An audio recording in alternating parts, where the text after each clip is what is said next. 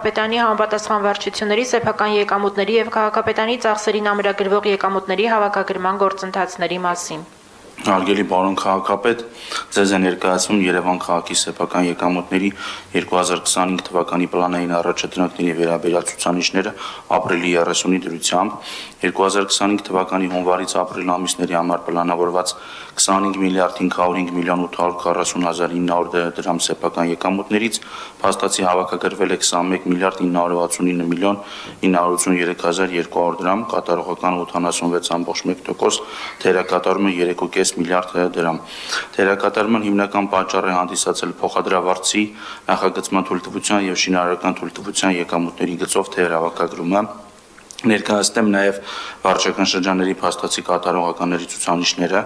Մալացիա Սեբաստիա 117.4, Արաբկիր 116.4, Նոր Քմարաշ 112.6, Նոր 110.4, Շենգավիթ 104.4, Նուբարաշեն 104.1, Դավթաշեն 102.7, Աջափնյակ 100.3, Երևանի 99.8, Քանաքյար Զեյթուն 99.2, Կենտրոն 95.8, Ավան 93.3%։ Միաժամանակ հայտնում եմ, որ նախորդ տարվա նույն ժամանակահատվածի համեմատ սեփական եկամուտների աճը կազմել է ավելի քան 3.7 միլիարդ դրամ։ Հարգելի պարոն քաղաքապետ, զեկուցեմ նաև, որ նախորդ ամսին պարոն Հովհաննիսյանի մոտ ծրագիրը սպասարկող կազմակերպության հետ անցկացված խորհրդակցությունների, ինչպես նաև բանկերի միությունում կազմակերպված քննարկումներից հետո ամբողջ ծավալով արդեն իսկ գործարկվել է աղբանության վճարվճարողների հաշվառման նոր համակարգը, որին արդեն ինտեգրվել են մի քանի հարթակներ եւ վճարաշվարկային կազմակերպություններ։ Շնորհակալ եմ, նախ անդրադառնամ աղբանության վճարի թեմային եւ ես գիտեմ, որ որոշ վարչական շրջաններում մեզ մոտ նաեւ երևանցիները խնդիր են ունենում տուժերի եւ տուգանքների հետ կապված եւ տուժերի եւ տուգանքների եւս մի նախագիծ վաղը ավականու նիստին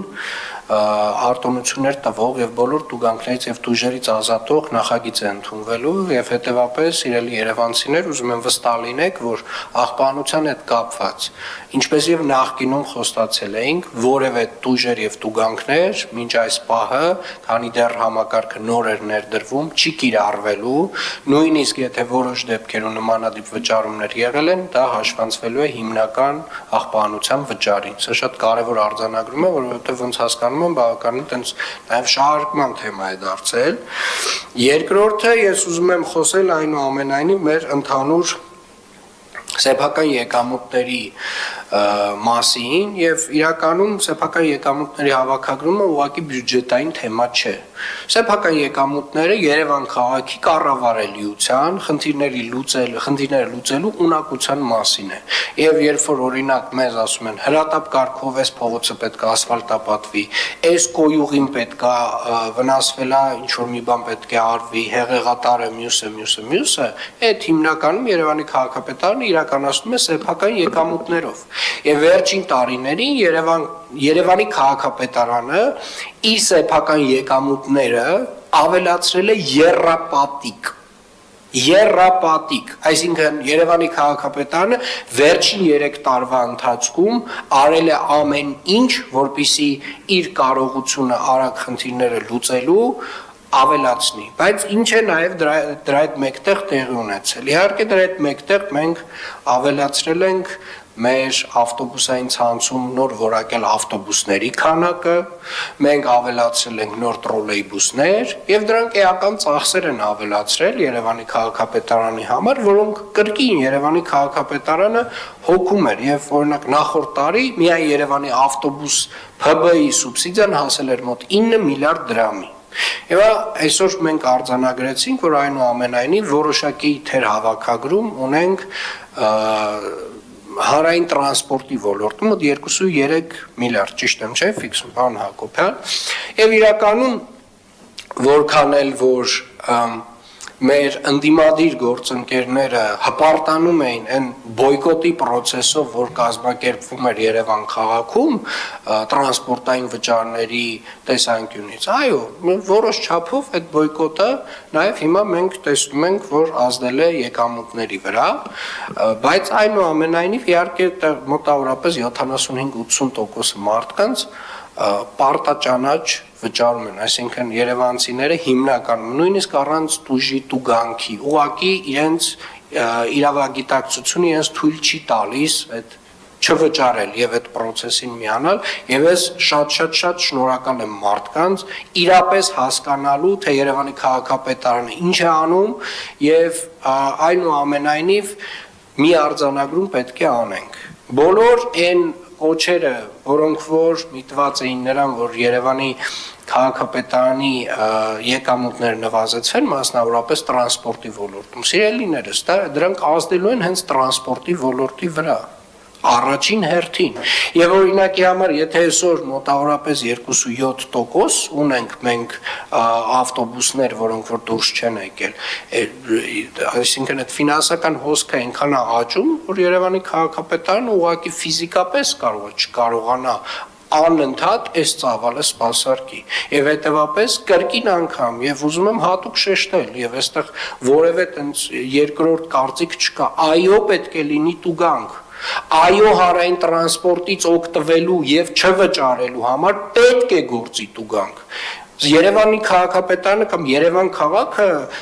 միակը չեն աշխարհում, որ ունեն նմանատիպ խնդիր։ Այսինքն դա կա Փարիզում, դա կա Լոնդոնում, դա կա եւ կներեք ամենայն հարգանքով նորից այդ բոյկոտի շղարշի ներքո ուղակի կոծկելը անպատասխանատվությունը ես տենց չեմ ընդունում։ Դա անպատասխանատվություն է քաղաքապետարանի նկատմամբ սեփական քաղաքի սեփական քաղաքում ունեցած հանրային տրանսպորտի նկատմամբ Երևան քաղաքում գազել չկա Երևան քաղաքում կան բարձրակարգ ավտոբուսներ որոնք որ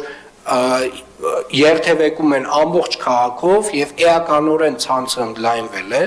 եւ Երևան քաղաքում համապատասխան սպասարկման համար կա համապատասխան վճար Մի վճար հարգելի գործընկերներ, որը մոտավորապես հələ 10-11 տարի առաջ Երևանի քաղաքապետարանը ուզում էր ներդներ նախկին գազելների համար։ Եվ եթե որևէ մեկը կարծում է, որ դա նույնպես շատ է, Ժորժ ջան, ենթադրում եմ, տենց այդ ենթադրություններով կարելի է վերադառնալ, կարող ենք վերադառնալ նախկին գազելների համակարգին։ Որովհետև եթե մենք չենք ուզում, որ տրանսպորտի որակը փոխվի, հա, տենց կարանք մաշացնենք մինչև վերջ, որևէ բան չվերանայենք ու այո, կունենանք այն ինչ որ ունեցել ենք մոտ 30 տարի։ Եթե ուզում ենք մեր կյանքում որևէ բան փոխվի, այդ փոխվելու համար նաև համապատասխան միջոցներ են պետք։ Որոշ չափով բոլորը պետք է մասնակից լինեն այդ փոփոխությանը։ Եվ սա նորմալ տրամաբանություն է։